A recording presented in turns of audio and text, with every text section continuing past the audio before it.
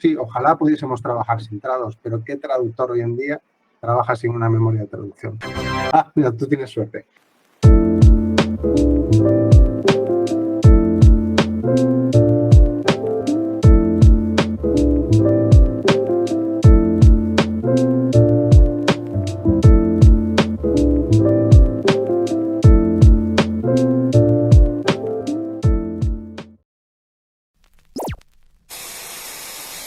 Buenos días, buenas tardes, buenas noches. Hola a todos. Gracias por estar aquí en este espacio en donde se pretende compartir más al humano que al recurso en esta profesión tan linda que es la traducción, la interpretación y sus distintas variaciones, subtipos, realidades, modalidades y cómo va cambiando en el tiempo.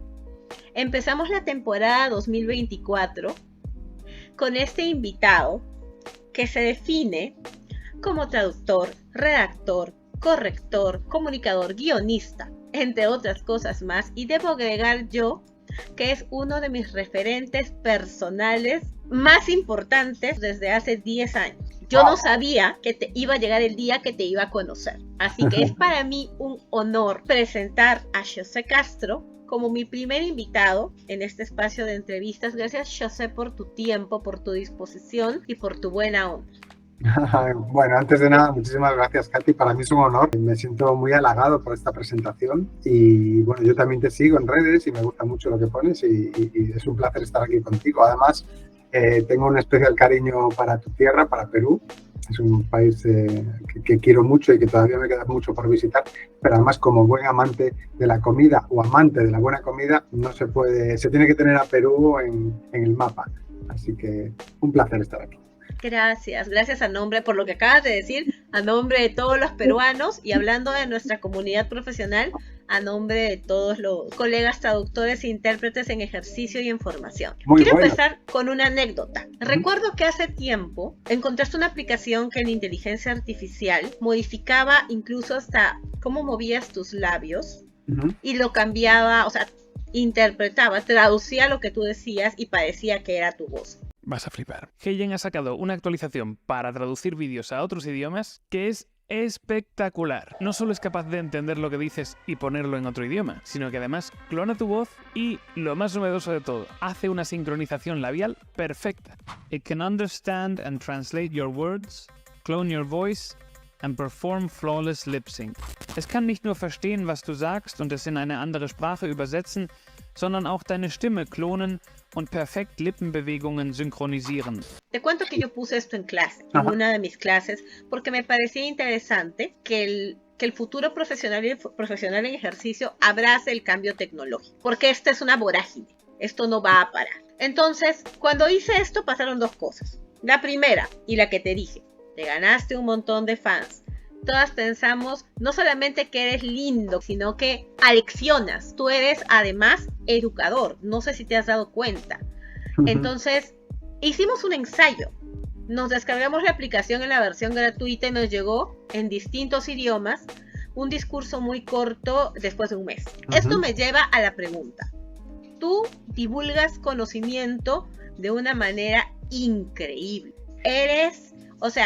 Encontrar contenido en ti es encontrar de todo, por todo, para todos.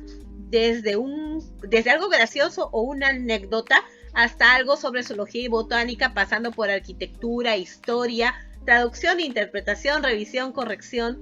Entonces, yo siento que tú ves el acto de comunicar como divulgación per se en un nivel máximo.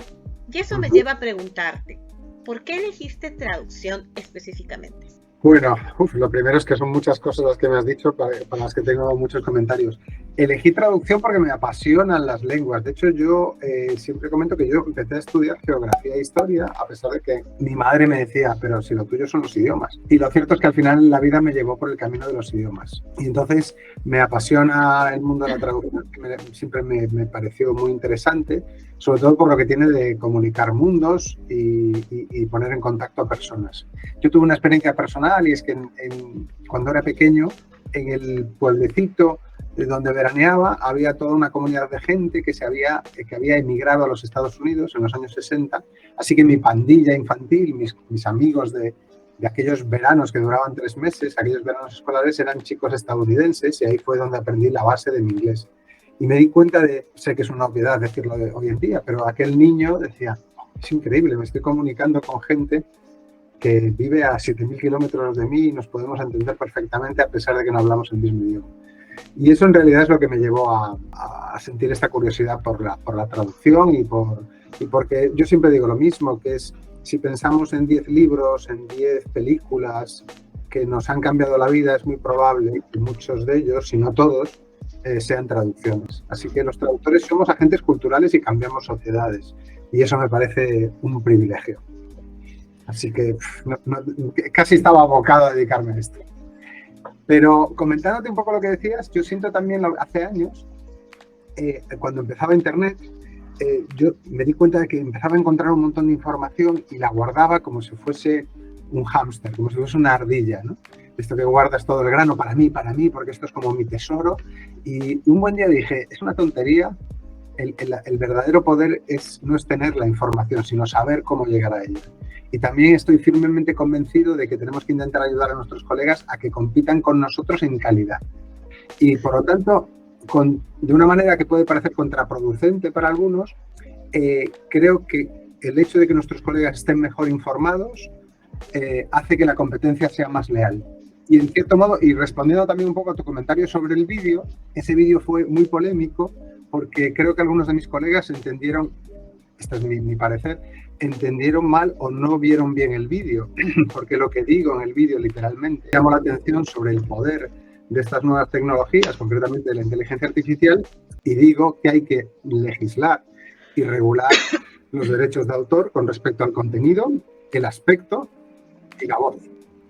Llamó la atención y utilicé una inteligencia artificial precisamente para demostrar la potencia que tienen estas nuevas herramientas y la necesidad por parte de los que nos dedicamos a crear contenido y pasarlo de un idioma a otro, de legislar. De hecho, no en vano la Unión Europea se ha apresurado a intentar empezar a legislar estas cuestiones y por eso es tan polémico ahora de lo que estamos hablando, de derechos de autor, de copyright, etcétera.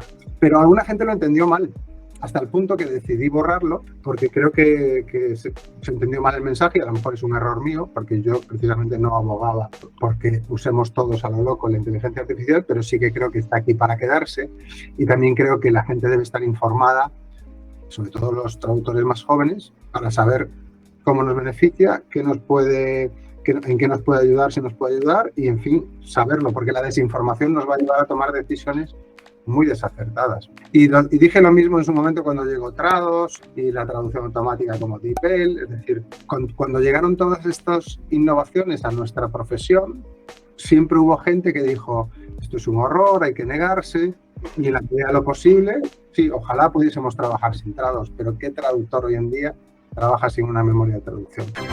Mira, tú tienes suerte.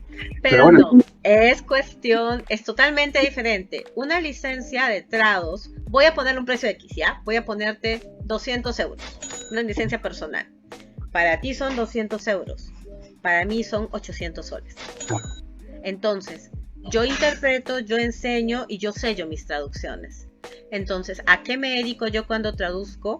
Traduzco muchos contratos, que me dedico mucho al tema legal, y traducciones tipo todo lo que la gente necesita para hacer negocios acá o para irse del país, que son las traducciones certificadas, el equivalente de traductores jurados de ustedes. Sí. Ahora, tengo colegas que sí usan Trados, MemoQ, bueno, ahora es Phrase, ya no es MemSource, ahí hay infinidad, sí. Pero yo soy del tipo de la vieja escuela que aprendió a traducir a mano, que se siente en su zona de confort y que cuando conoce temas puede traducir hasta 10.000 palabras por día. Yeah. Origen, porque lo conozco, lo domino. Cuando es algo que me va a tomar más tiempo y no tengo el tiempo y sé que alguien puede utilizar memorias, se lo doy a esa persona, la subcontrato o la refiero o busco a alguien que sepa. Pero como te digo, es una cuestión de realidad. Y a eso quería juntarlo, perdón que te interrumpa, con lo de la inteligencia artificial. La polémica no solo va de tu lado. Creo que es para todos aquellos que decimos que la inteligencia artificial ha llegado para quedarse y que tenemos que hacer algo al respecto. Existe como un no, ¿por qué? ¿Para qué? Y te voy a poner un ejemplo con mi mamá y con mi papá. El año 2011 yo tenía un BlackBerry, mi hijo tenía 1 año y yo me instalé WhatsApp por primera vez. Y pasaba todo el tiempo con mi BlackBerry y el WhatsApp. Y mi papá y mi mamá me decían, ¿cómo es posible que pierdas el tiempo en esa maquinita, etc, etc, etc? Porque no la utilizaba para trabajar, estaba aprendiendo a utilizar. Sí. El día de hoy la mayoría de mensajes que recibo con memes, cadenas, TikToks, lo que sea, es de ellos con el WhatsApp. Entonces, yo utilizo esta metáfora porque ellos ya son mayores, porque en todos los continentes donde hay traducción, como profesión pasa esto. Se cree que quienes abogamos por el hecho de conocer, estamos a favor del uso desmedido de la inteligencia artificial. Entonces, pienso que es una evolución. Nos guste o no, está aquí para quedarse. Tú me acabas de decir, ¿quién traduce ahora sin memorias? Existimos, pero eso no significa de que yo sea funcional necesariamente para el mercado específico de la traducción. Es porque me dedico a otras cosas también. La mayoría de traductores eficientes que conozco usan memorias. Y de distinto tipo. Y da mucha pena porque, por ejemplo, acá en Perú, tú que eres una persona muy sabida, muy conocida y muy leída, no sé si supiste lo que hicieron. Yo lo publiqué no hace mucho en Twitter, bueno, X, con Pedro Suárez Vértiz, que es un cantante que va a aparecer su foto aquí. Este señor era un cantante joven, porque falleció el año pasado, el Día de los Inocentes, el 28 de diciembre. Joven, formó su banda de rock y cantaba maravilloso. En los 90 y los inicios de los 2000, él era lo máximo. Tenía un grupo, luego se hizo solista y era muy conocido, pero de repente se enfermó y empezó a perder la voz, la capacidad de habla y la cognición. Lentamente, en el pico de su carrera. Entonces, como está de moda, o estuvo de moda lo retro en todo, una marca de yogur de los 90 decidió tomar a este cantante, Pedro Suárez Vértiz, o PSV por sus siglas, y ayudarse con la inteligencia artificial para que él vuelva a cantar. ¿Por qué? Porque tenía una canción que no llegó a sacar porque se enfermó. Entonces pidieron su permiso, escrito legalmente, con una agencia de publicidad y marketing, que es otro de los rubros muy afectados por la inteligencia artificial. Y lo que hicieron fue alimentar una IA específica con toda su discografía y entrevistas. Pusieron la letra y como él sí podía escuchar, le empezaron a dar forma y tono a la canción con la banda que él tenía, que seguía tocando con su hermano, que es cantante, si es que no me falla la memoria. Entonces lograron que Pedro Suárez Vértiz, sin poder hablar, cante la última canción que había escrito y no había logrado lanzar. Yo te perdí la fe, contigo no puedo volver. ¿Y cómo accedías a esto? Como esa marca que se llama Yolate compartía con otra, que es Milquito, que son noventeras acá en Perú, le decías a las mamás que compramos la lonchera para los niños, lo que llevan al colegio, el refrigerio, en los yogures chiquitos, le ponías el QR para que descargues la canción. Compra tu yogur que te cuesta, ¿cuánto? 40 centavos de euro, convertido a soles, con tu celular, escanea el QR y escucha la canción. Y eso se hizo un hit. Este señor fue feliz, su familia fue muy feliz y a los 2 meses del lanzamiento murió. El cantante Pedro Suárez Vértiz falleció a los 54 años en su casa ubicada en el distrito limeño de Miraflores, luego de más de 15 años luchando contra una enfermedad llamada disartria. Porque ya tenía mucho tiempo enfermo. A mí me parece, en otro rubro, un excelente uso de la inteligencia artificial, porque se respetó derechos de autor, hubo consentimiento, la persona estaba a cada momento, digamos, este cantante siguiendo el paso, la agencia digital abrazó el cambio y se posicionó muy bien porque hubo todo un trabajo y también tuvo sus pros and cons en su área. Sí. Pero creo que ese es el mensaje en cuanto a inteligencia artificial, el que entiendo que tú quisiste transmitir. O sea, hay que, y qué bueno que ustedes lo estén regulando como unión.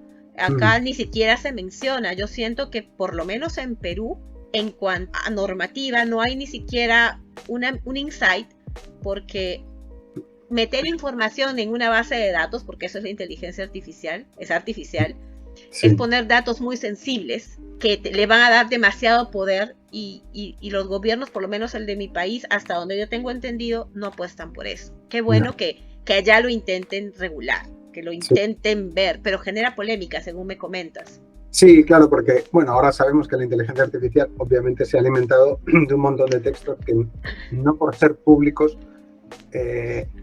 son necesariamente libres de derechos de autor. Entonces, es decir, el hecho de que encontremos fragmentos de obras o que en los libros, por ejemplo, en Google Books haya libros digitalizados, eso no significa que los podamos que tengas el derecho de reproducción. Esto es algo que preocupa mucho a los autores. La cuestión es que estas grandes inteligencias artificiales ya están alimentadas, ¿no? Ahora la cuestión ¿es realista pedirle a los gobiernos que cierren las empresas de inteligencia artificial? Y yo creo que no. Por eso yo creo que, como pasó en su momento con Trados, yo lo viví con mucho traumatismo. Por eso me ha extrañado que ahora la gente, yo entiendo que la inteligencia artificial es algo distinto, pero se está viviendo con un alarmismo brutal cuando en realidad somos justo los traductores los que sabemos muy bien cómo lleva funcionando esto de hace tiempo. La posedición, yo creo que fui a la primera charla sobre posedición hace 20 años, porque claro, yo en los 90, cuando se utilizaba MS2, ya hacía posedición con unos sistemas de traducción automática muy pedestres y muy malos. Pero una empresa, yo por ejemplo trabajé para una empresa con AT&T, AT&T, aquí en España, tenía que traducir un montón de manuales y ellos habían creado su propia máquina de traducción automática. Y lo que hacíamos nosotros era hacer la posedición. No les compensaba contratar a humanos, pero eran millones y millones de palabras y lo tenían que traducir básicamente porque la normativa de la Unión Europea nos obligaba. Esta es otra cuestión. La normativa obliga a traducir, pero no a traducir bien. Por eso empresas como AliExpress o empresas como Amazon Marketplace tienen a la venta productos con unas traducciones que salen todos los días en Twitter. Porque la ley dice, si quieren vender en España o en la Unión Europea, tienen que traducir a ese idioma, pero nadie dice tienen que traducir bien. Por eso yo siempre animo a nuestros colegas y a mis alumnos cuando doy clases a que actúen como lingüistas activistas. Hay que exigir calidad en las traducciones, si no, de otra manera no nos la van a pedir a nosotros. La única manera de luchar es exigiendo calidad. Entonces, Amazon de repente empieza a recibir quejas por la traducción y lo que decide es que un porcentaje de esos productos los traduzcan personas con ojos y con orejas y no máquinas. Incluso ni siquiera llega a la posedición, directamente desvía aquellos productos que pueden ser más comprables y por lo tanto más rentables y decide traducirlos con personas. Así que de una manera un poco extraña y en una reviravuelta, la traducción automática en algunos campos ya lleva años generando traducción normal.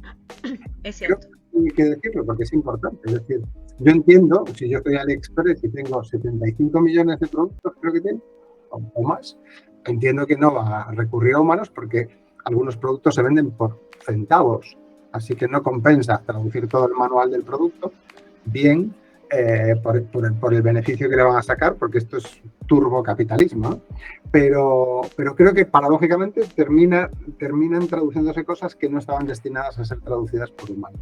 Pero bueno, yo creo que de todos modos, para mí creo que es muy importante informar a la gente, informar de lo que hay, qué ventajas tiene, qué inconvenientes, porque con esa información en la mano podemos decidir si aceptamos o no aceptamos condiciones, si no aceptamos trabajos de posedición o la decisión que uno tome.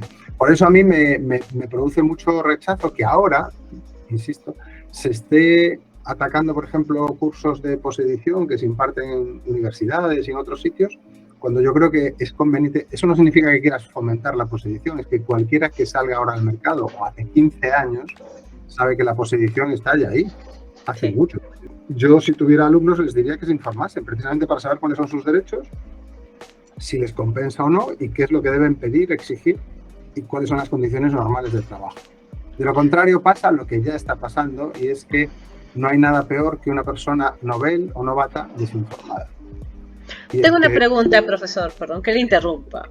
Es que me encanta, te juro, escucharte es un deleite. Si leerte es un deleite, escucharte mucho más. Mira, como profesora, como docente, yo en este caso voy a hablar de traducción.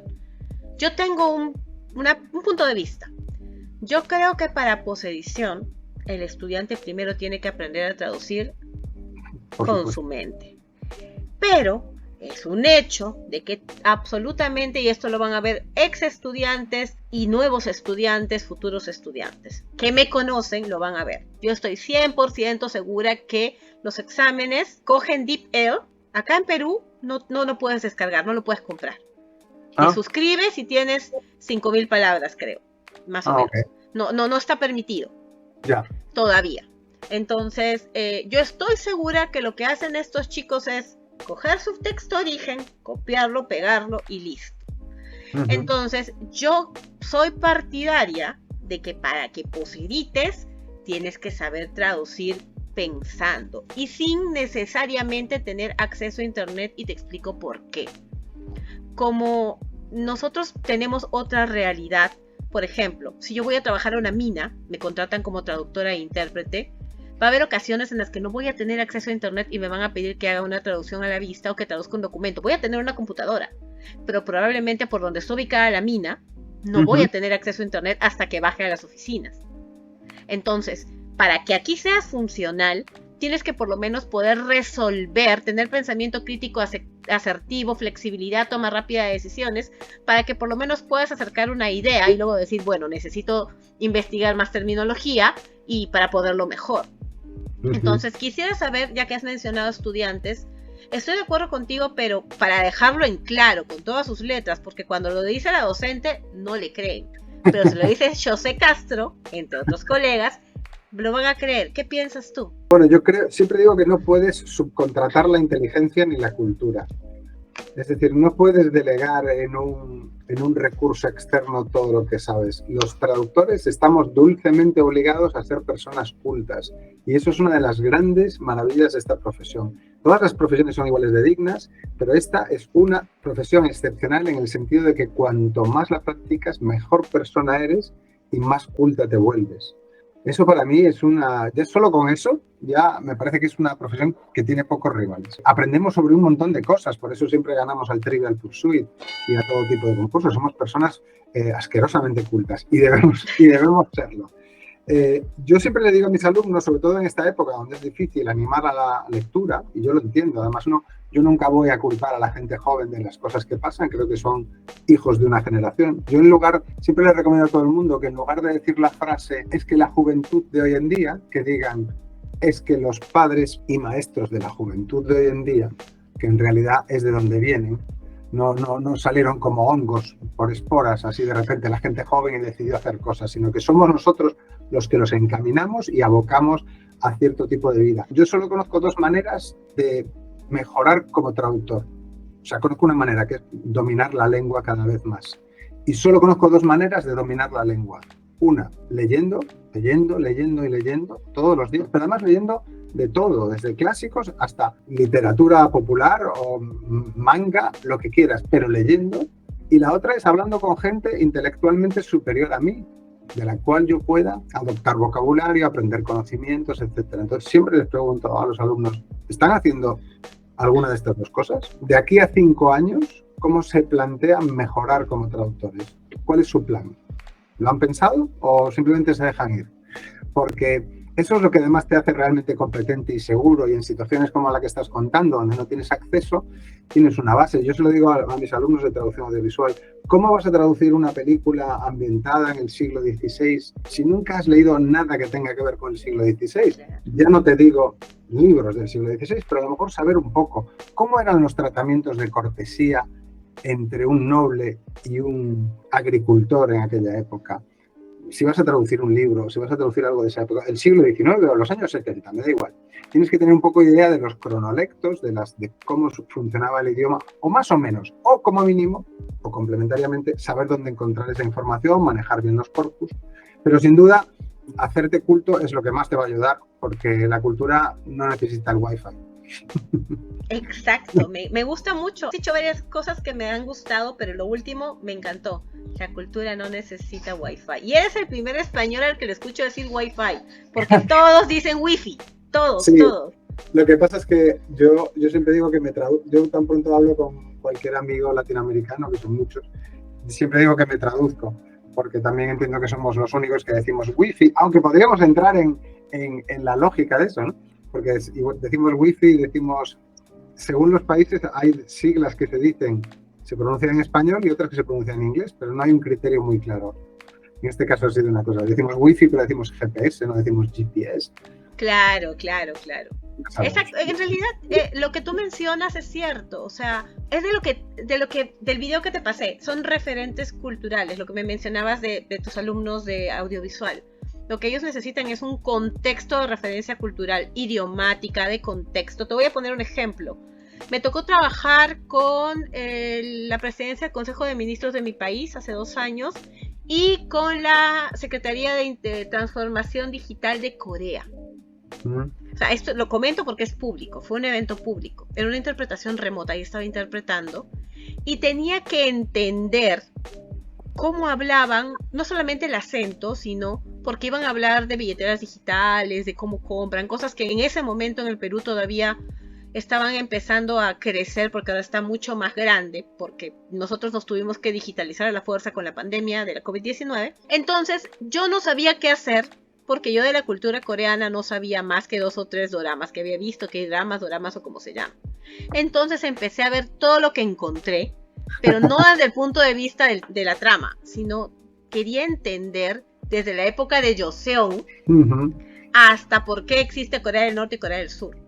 Entonces empecé a ver dramas de época, novelitas, ¿no? Visto de todo para todo, y esto me terminó sirviendo el año pasado. Wow. Porque el año pasado participé como intérprete senior y gestora de un evento que se llama Cities Webs Awards en Perú, en donde vino un señor, John Mancan, a dar una charla para estudiantes de comunicación audiovisual y para docentes, en donde explicaba por qué los coreanos venden tantos productos de belleza en sus novelas.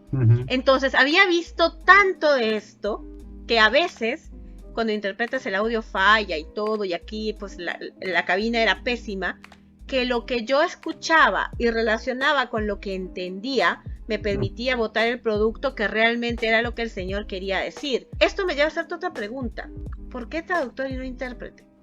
Yo, a mí me parece tan difícil lo que hacen los intérpretes. Yo he hecho algunos trabajitos de intérprete, pero totalmente accidentales, para clientes para los que yo traducía, y de repente venían a una reunión a España, y como yo conocía bien toda la terminología porque lo había traducido, iba como de intérprete acompañante. Y ahí me di cuenta, precisamente ejerciendo como intérprete accidental, me di cuenta de lo dificilísimo que es para mí, al menos.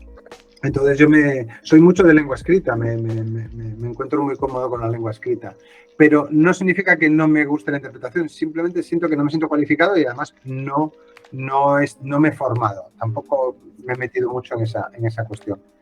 No lo descarto, de viejecito volverme intérprete, pero no, realmente me costó. Recuerdo aquellos trabajos de interpretación que yo llegaba exhausto. Era un agotamiento como el que no he tenido con ningún tipo de ejercicio físico. La cabeza parecía que me iba a explotar. Y ya no digamos intérpretes de cabina, yo sinceramente para mí me parece magia. Es un desdoblamiento que me resulta difícil, que supongo que se puede entrenar, pero también creo que hay gente que nace con una facilidad que yo no tengo. En realidad, mira, te voy a decir mi experiencia, porque yo terminé traductora y me hice intérprete 5 años después. En realidad, la razón por la que soy intérprete es mi hijo. Yo terminé la universidad a los 21 y a los 25 me hice mamá. Entonces, bueno, para cumplir 26. Mi hijito nació con algunas complicaciones y eso evitó que yo trabaje como unos 2 años, porque tenía que quedarme con él. En ese momento yo buscaba trabajar bueno, allá se le dice plantilla, acá es planilla, en inglés es payroll, en ese sistema. Porque era más, o sea, acá en Perú hay muchos beneficios sociales en comparación con Estados Unidos. No sé España, pero comparando lo que conozco, tienes muchos beneficios al ser padre, sobre todo. Asignación familiar, entre otros beneficios en la empresa en la que trabajaba, que es Clear Channel Outdoor. Yo era traductora allí, traductora e intérprete. Pero bueno, entonces, ¿qué es lo que sucede? Yo estudié interpretación en francés. Me preparé mucho porque me costaba pronunciarlo, me costaba entenderlo. En el passé composé sufrí muchísimo porque tengo más vocales que en el español. Le había metido mucho punch al inglés, entonces mi francés estaba en vacío y estudiaba 4 horas en la universidad y 4 horas en la Alianza, 5 días a la semana. Mi mención 1 es francés en mi grado, en mi título profesional. Y salí a la calle y no tenía trabajo. Sabía interpretar, me tocó un excelente docente, que era la decana del Colegio de Traductores en su momento. Tenía criterio, pero no podía hacerlo. Y el primer trabajo que consigo es como traductora de inglés y me dicen, ven, traduce esta conversación, una llamada con un proveedor. Y yo no podía hablar porque estaba traduciendo en mi cabeza el inglés. Claro. Entonces, bueno, luego pasaron varias cosas, tuve a mi hijo y luego dije, bueno, tengo que trabajar y me están pidiendo trabajar en un lugar en donde voy a interpretar y no sé interpretar en inglés. Entonces, ¿qué hice? Utilicé internet, YouTube y Netflix, me parece. Entonces empecé a ver, hay una serie, Orphan Black. En esta serie la actriz hace 7 acentos distintos. Sí. Y me quedé enamorada y dije, si ella puede, yo puedo. Y el actor, el amigo, sin spoilear la serie que la recomiendo, hace acento estadounidense siendo británico. Sí. Entonces me pareció tan maravilloso que encontré un nicho. Dije, si yo puedo entender estos acentos, practicaba interpretándolos, hacía susurro, consecutiva, sí. no tenía cabina, ¿no? Entonces simplemente lo que hacía era ponerme audífonos, escucharlo e interpretar a lo que saliera. Y cuando ya tenía acceso a grabación en el celular, grabarme. Pero mi nicho fue que encontré, pero esto es porque mi mercado funciona así, que tenía la habilidad de entender a quien habla inglés como segundo o tercer idioma y hasta en nivel intermedio. Ajá. Porque es más barato contratar a un ruso, un italiano, un coreano que vengan y hablen inglés que decirles que sean interpretados hacia español en Perú, porque van a costar mucho más. No. Entonces, como hay muchos intérpretes en inglés, yo dije, bueno, este es mi nicho, este es mi espacio, esto me funcionó. Pero tuve que entrenar mucho porque yo no me creía intérprete. Tuve un baldazo de agua fría, pero ahora me siento tan traductora como intérprete, pero si me das a elegir, interpreto. Sí. Interpreto y soy feliz interpretando, aunque me canse, aunque me dé tos, aunque de hecho me dio COVID y tuve que volver a aprender a hablar, a respirar y a interpretar porque tenía miedo de perder mi herramienta de trabajo. Entonces, con esta reflexión, yo creo que sí la haces. Tienes todas las habilidades que necesitas para ser intérprete. Solo te falta el entrenamiento de la habilidad dura, nada más. Totalmente. Pienso yo, ¿no? Sí, yo creo que sí. Con entrenamiento, que conste que insisto, yo creo que hay gente que tiene especial facilidad, pero desde luego es una profesión que admiro. Y algo tiene que tener cuando muchos de los intérpretes, amigos intérpretes, dicen que sin duda se quedan con la interpretación si tuvieran que elegir. Sí, es muy probable. De repente lo tenía escondido, no sabía. Sí. Me lleva a preguntarte, cambiando un poquito de tema, ¿cómo es que conoces Perú? ¿Cómo llegas a Perú? Yo estuve en Perú la primera vez invitado y voy a meter la pata, esto no lo tenía preparado, por una asociación de traductores que se hacía llamar Colegio de Traductores, pero que no era el Colegio de Traductores. Y que creo que era... ¿ATPP? ¿Cómo? ¿ATPP? No, era como Colegio de Traductores y básicamente era una mujer la que estaba detrás de todo esto. Creo, no quiero meter la pata, pero creo que era algo un poco polémico. Es decir, que la asociación parece ser que no contaba con demasiados amigos. Yo de todo esto me enteré cuando aterricé en Lima. La cuestión es que organizaron un congreso en la... ¿Ricardo Palma? ¿César Vallejo? Sí, creo que fue sí. ¿Ricardo Palma? Yo trabajo allí. Ajá, pues esto fue, te estoy hablando de hace ya unos cuantos años. Esa fue la primera vez, bueno, fue un congreso, disfruté, me encantó. Y luego volví para un congreso de correctores en Lima. Uh-huh. Y esas son las 2 veces que fui. Siempre aproveché para quedarme unos cuantos días y disfrutar de la comida y pasear. ¿Y qué conociste? ¿Qué ciudades? No, lamentablemente solo conocí Lima. Es decir, también porque cuando digo que me quedaba unos días, a lo mejor me quedaba un par de días más. Las veces que intenté quedarme más tiempo y ir a Machu Picchu o ir a otras zonas del país, por distintas razones de trabajo, no pude alargar la estancia y entonces no quería hacer como hacen algunos turistas que están un día aquí, mañana en otro y mañana en otro. Prefiero dedicarlo con calma. Ir a Cuzco un día creo que es casi un insulto. Es una semana mínimo. Claro. Entonces yo no tenía esa semana, coincidió, a pesar de que esa era mi intención, no coincidió bien, entonces dije, bueno, pues me voy a centrar en Lima, tengo buenos amigos allí y pasear por allá. Y bueno, fuimos a la carretera que baja por el sur, por la costa. Panamericana Sur. Panamericana Sur. La carretera que donde ves el Océano Pacífico. Sí. Eso es el circuito de playas, pasaron por allí. Sí, bajamos, me llevaron por una zona allí, fui a ver las ruinas, que ahora no recuerdo su nombre, que me parecieron fascinantes, y a comer chicharrones, básicamente. Yo tengo una pregunta un poquito más allá de lo probablemente quienes te trajeron te llevaron a sitios bonitos. Yo haría lo mismo. ¿Conociste lo que llamamos nosotros cultura chicha? O sea, sí. ¿Viste gente que comía en la calle, por ejemplo, en la mañana, con una botellita, bueno, esa es de agua, pero delgadita, tomando, o con un vasito y comiendo pancitos en un puesto? ¿O viste sí. En la noche las señoras que vendían su comidita y con toda la contaminación y el tráfico y todo lo demás, la gente comía? Sí, sí, sí. Además, yo siempre que voy a Latinoamérica, sea el país que sea, no me puedo marchar de ninguna ciudad sin ir al mercado y comer allí. A un mercado. Entonces fui al mercado de, ¿cómo le llamaban? ¿El Zanjón? ¿Fuiste al mercado de Surquillo? El Zanjón sí. Es una vía larga. Sí, el de Surquillo, efectivamente. Y ahí se come buenazo. Sí, sí, sí, sí. Muy rico. ¿Comiste, recuerdas? Pues comí ceviche, comí anticuchos, riquísimos. Rico, sí. Comí algo por primera vez que no lo había probado nunca, que es la leche de... Tigre. No, de pantera. De pantera, con erizo de mar. Leche de pantera. Me pareció como beberse el océano. Fue maravilloso. Además, en mi tierra, donde soy yo, del noroeste de España, es famosa por el pescado y el marisco, en Galicia.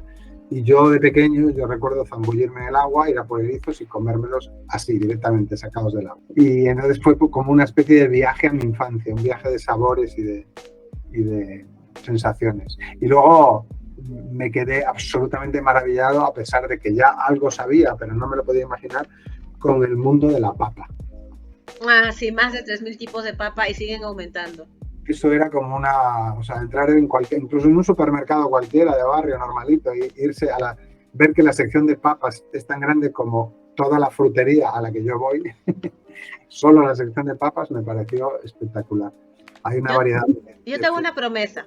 Cuando vuelvas a Perú, bueno, no es el lugar turístico más lindo al que te quiero llevar, pero te voy a llevar, me comprometo públicamente. Acá tenemos algo llamado mercado mayorista, ¿ok?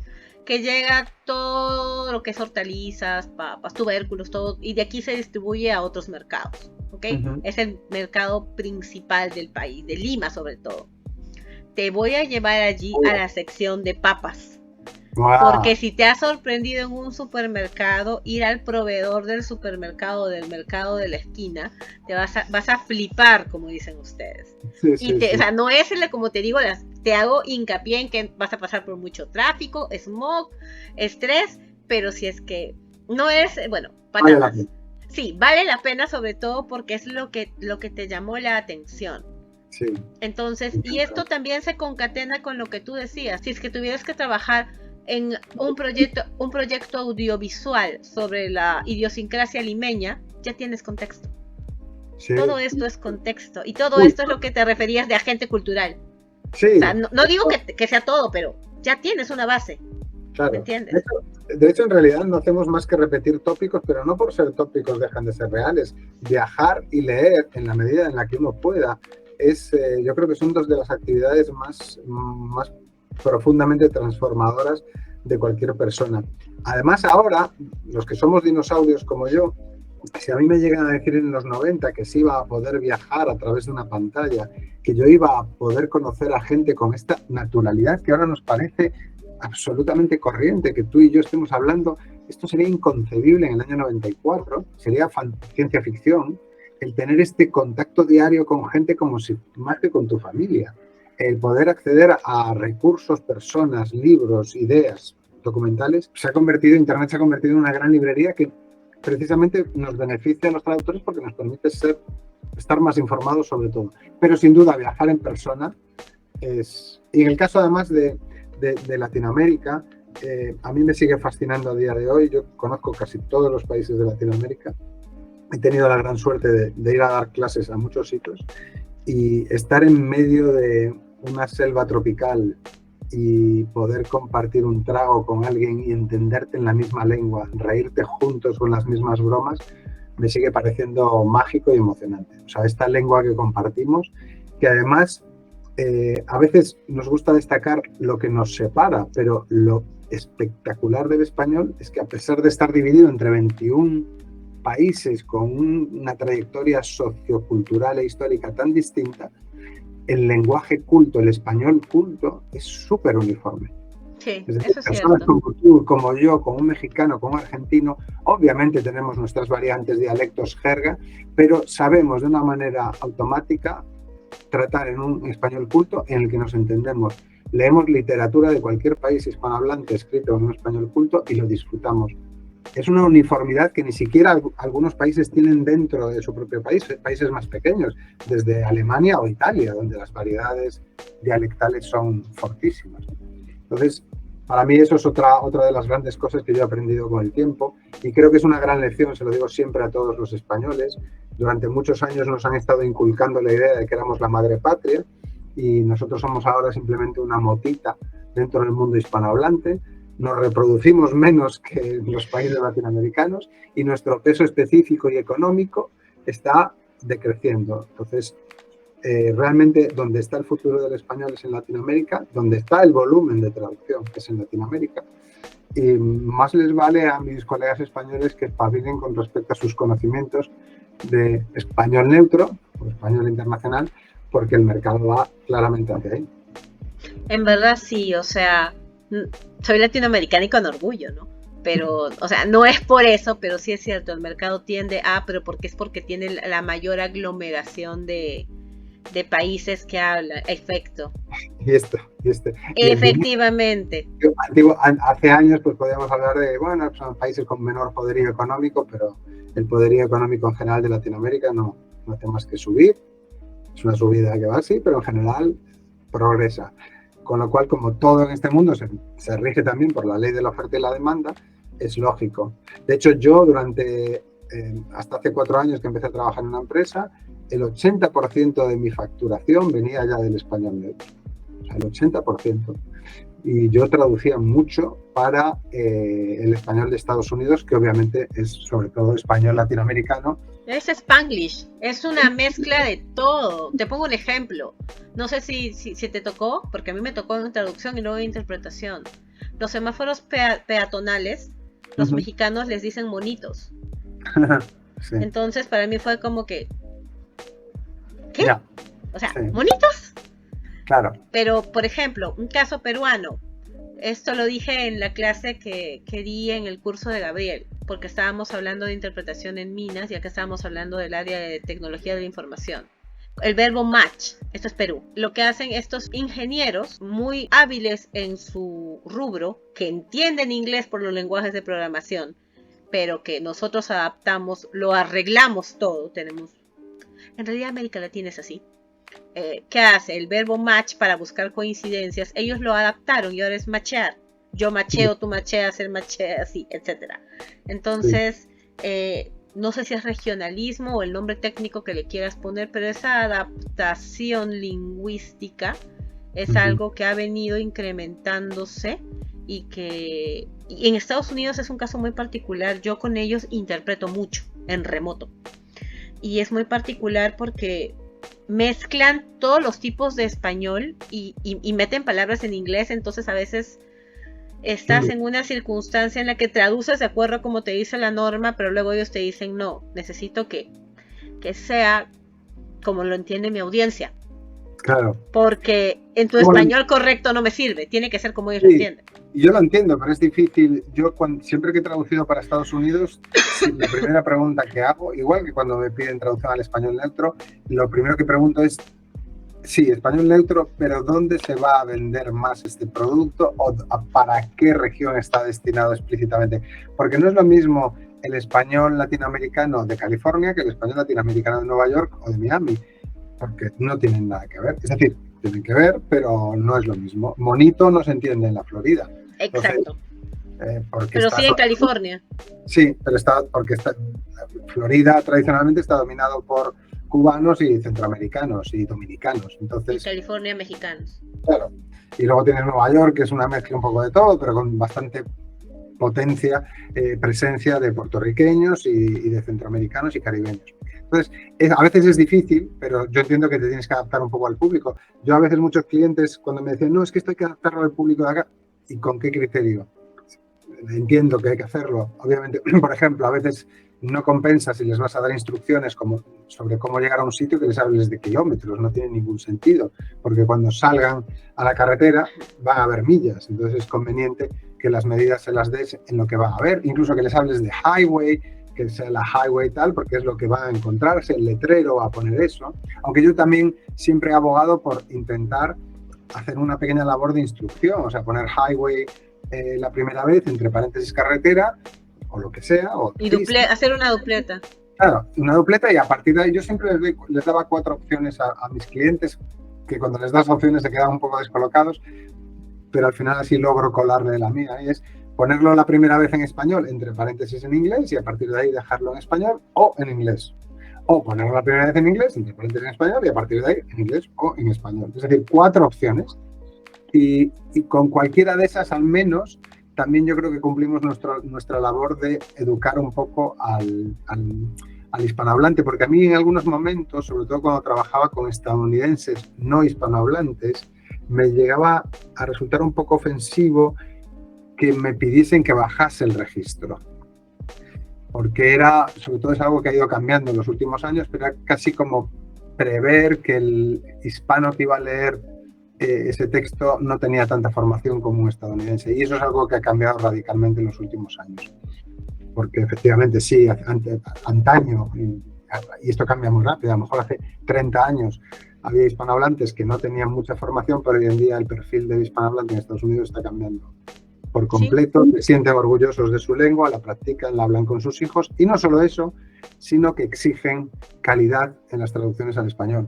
Todavía lejos de nuestros países, no hay un nivel de calidad en muchos planos como el que queremos nosotros, pero para que tengas una idea, yo estuve ya hace años, en el 2018 en Austin, en Texas, dando unas clases de gramática comparada de inglés-español, y varias de las personas que estaban allí eran redactores creativos de agencias de publicidad que trabajan con grandes marcas, tipo Coca-Cola, etcétera, en español exclusivamente.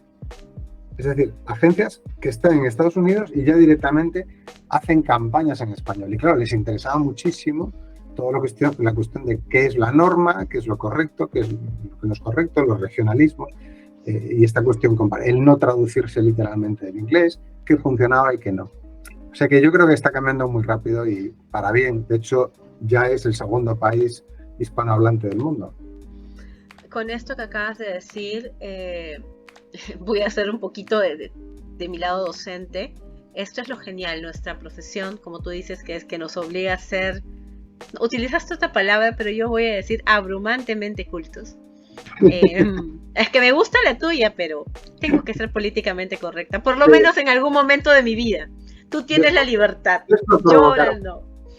Pero a lo que voy fue asquerosamente cultos. Pero mira, en realidad, si te das cuenta, ya seas traductor, intérprete y cualquiera de sus submodalidades, formas y nuevas aristas que van surgiendo con la evolución del ser humano, nosotros somos una intersección con todas las profesiones.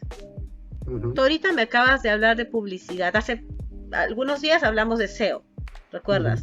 Entonces, y yo te pasé el video de lo de Cristian Domínguez, de este señor, pero para hablar, o sea, que probablemente no tengas ni idea quién es, pero aquí el tema era entender la importancia del referente cultural local, ¿no? Al momento que traduces, si es que te lo solicitan, ¿no? Cuando interpretas, que lo puse como ejemplo, porque aquí suena.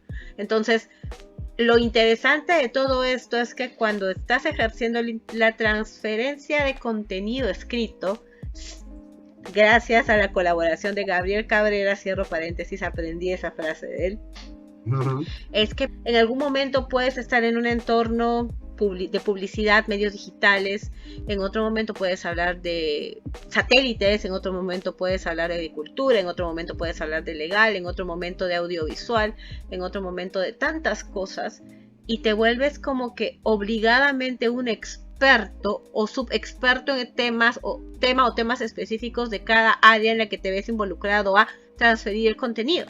Sí, totalmente. Y es lo que acabas de decir. Se me acaba el tiempo y contigo es para hablar por horas, pero quiero terminar con un ping-pong. Te digo algo y tú me dices lo primero que se te viene a la mente, así sin pensarlo mucho. Ok. ¿Una palabra o un pensamiento? Frase, palabra, pensamiento, pero que no sea largo. Ok. Pasatiempo. Lectura. Leer en la playa. Campo o playa. Un campo junto a la playa. Estoy pensando dónde hay eso, probablemente. El único país que se me ocurre es Venezuela, pero... No, aquí hay campo junto a la playa. Sí. Ese es el desconocimiento, me toca ir. Sí, sí. Comida peruana que más te gusta. Supongo que si tengo que elegir una, que es muy difícil, el ceviche. Bebida peruana que más te gusta. Maracuyá sour. Sí, buenazo. Te falta probar el aguaimanto sour. En 5 años, ¿cómo te ves? Más viejo. No, en 5 años me veo, espero que un poquito más feliz. Esa es mi aspiración, ser un poquito más feliz. Siempre digo, y voy a dilatarme un poco, siempre digo que yo todas las ambiciones que tenía en la vida ya las he cumplido, porque creo que las expectativas deben de ser realistas, no deben de ser demasiado inalcanzables, si no tú vives en una constante frustración. Entonces solo espero seguir haciendo lo que hago y lo que me gusta y disfrutando de lo que estoy haciendo. Y la última. Si no hubieses sido traductor, ¿qué hubieses querido estudiar? Yo estudié otra cosa que no es la traducción, que me gusta y me apasiona, que es la historia, pero entre eso y algo como periodismo, comunicación, comunicador. Y creo que además, de una manera u otra, me ha llevado la vida a tocar, en cierto modo, algunas de esas áreas en mi trabajo también.